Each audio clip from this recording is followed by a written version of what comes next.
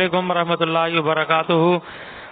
ہمارا جو ادارہ ہے دی میڈیا فاؤنڈیشن، اس کے زیر تمام یہ امن رواداری کو فروغ کرنے کے لیے اس کا یہ ایک پروگرام کا انعقاد کیا جا رہا ہے، اور اب اس پہ جو ہے کہ وہ روشنی ڈالیں گے مولانا احسن سلفی صاحب۔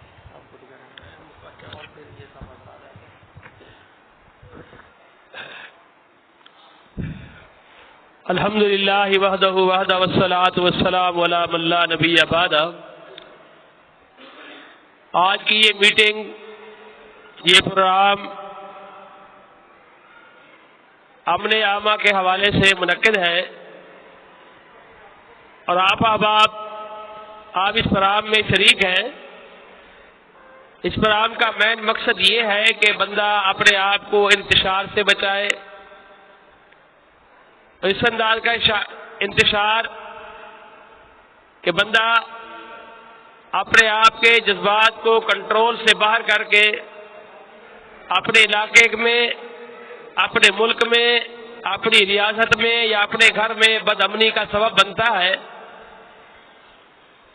تو اس حوالے سے یہ پروگرام عوامی امن مکالمہ جو ٹی ایم ایف کے تحت منعقد ہے، اس میں یہ شعور دینا مقصود ہے کہ اگر کوئی کسی قسم کی بات کرے، اس بات کو برداشت کرے، صبر کرے، انتہائی سنجیدگی کے ساتھ اس کا مظاہرہ کرے، کیونکہ بدامنی سے ہمارا گھر بھی برباد ہو سکتا ہے، ہمارے علاقے میں بھی بربادی آ سکتی ہے، ہمارا علاقہ بھی انتشار کا سبب بن سکتا ہے، ہمارا ملک جو ایک اسلامی ملک ہے وہ بھی بدامنی کا شکار ہو سکتا ہے۔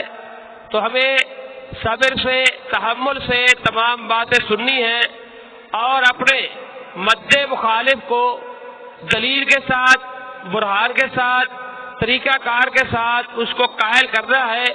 انتشار سے، فساد سے اور کسی بھی قسم کی غلط پروپیگنڈے سے متاثر نہیں ہونا۔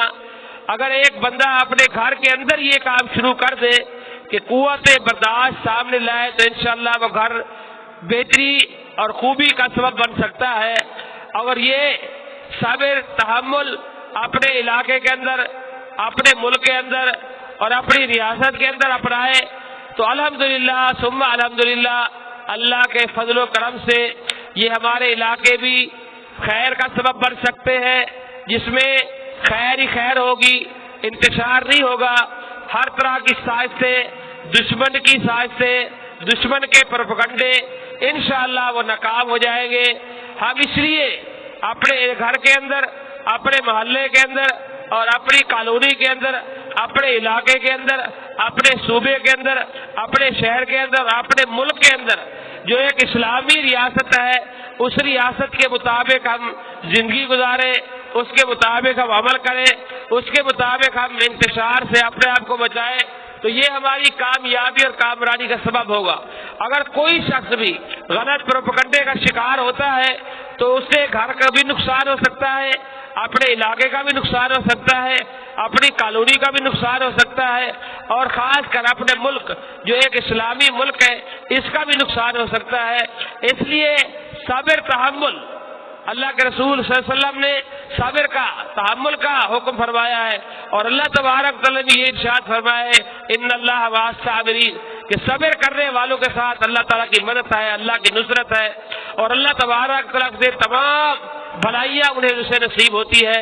مقصد کہنے کا یہ ہے کہ جب بندہ انتشار سے بچتا ہے، اختلاف سے بچتا ہے، نفرت سے بچتا ہے اور فرقہ واریت کی آگ سے اپنے آپ کو بچاتا ہے۔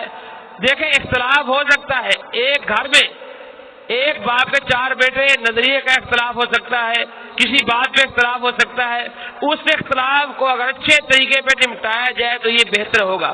اگر اس اختلاف کو ایک سازی کے تحت اور ایک بے صبری کے تحت اپنے آپ کو، اپنی قوت برداشت کو کنٹرول نہ کرتے ہوئے اگر بندہ اس انداز کا مظاہرہ کرے تو تباہی اور بربادی کا سبب بن سکتا ہے۔ نبی کریم صلی اللہ علیہ وسلم نے ارشاد فرمایا تم میں سے بہترین شخص وہ ہے جو اپنی قوت طاقت پر کنٹرول ڈالے۔ پہلوان وہ نہیں جو دوسرے کو اٹھا کے پھینک دے، پہلوان وہ ہے جو اس کے غصے کو، اس کی غلط گفتگو کو، غلط نظریے کو برداشت کرے اور اسے اچھے طریقے میں سمجھائے۔ یہ ضروری نہیں کہ اس کا نظریہ اپنے اوپر تھوپ لے، یہ بات نہیں ہے۔ بات یہ ہے کہ جو اپنا حق اور سچ کا نظریہ ہے وہ سامنے رکھے، لیکن انسانیت کا بھلا سامنے رکھے، انسانیت کی خیر و بھلائی سامنے رکھے۔ اگر انسانیت کی خیر و بھلائی ہوگی، انسانیت کا بھلا ہوگا تو یقینی بات ہے کہ اس کے ثمرات بہت اچھے ہوں گے۔ آج ہم تباہی بربادی کا سبب ہمارے ہاں کیوں ہے؟ اس لیے کہ ہم صبر کا دامن ہاتھ سے چھوڑ بیٹھے ہیں۔ کسی ایک بدلے ایک بات کی تو ہم 10 باتیں کہہ دیتے ہیں۔ کہتے ہیں سوال کیا ہوتا ہے؟ پریشان نہ ہو، ہم اینٹ کا جواب پتھر سے دیں گے، تو ایک گالی دے گا ہم 4 دے دیں گے۔ اس سے انتشار ہوگا، اس سے نفرت ہوگی، اس سے فساد ہوگا۔ لہذا اس چیز کو بچانے کے لیے، اپنے معاشرے کو سنبھالنے کے لیے، اپنے خاندان کو سنبھالنے کے لیے، اپنی اولاد اور اپنی برادری کو سنبھالنے کے لیے صبر تحمل بہت ضروری ہے۔ میں گزارش کرتا ہوں محترم جناب خواجہ عزیز حسن صاحب سے وہ تشریف لائے اور اپنے ادارے کا تعارف بھی کرائے اور آج کے اغراض و مقاصد بھی بیان فرمائے۔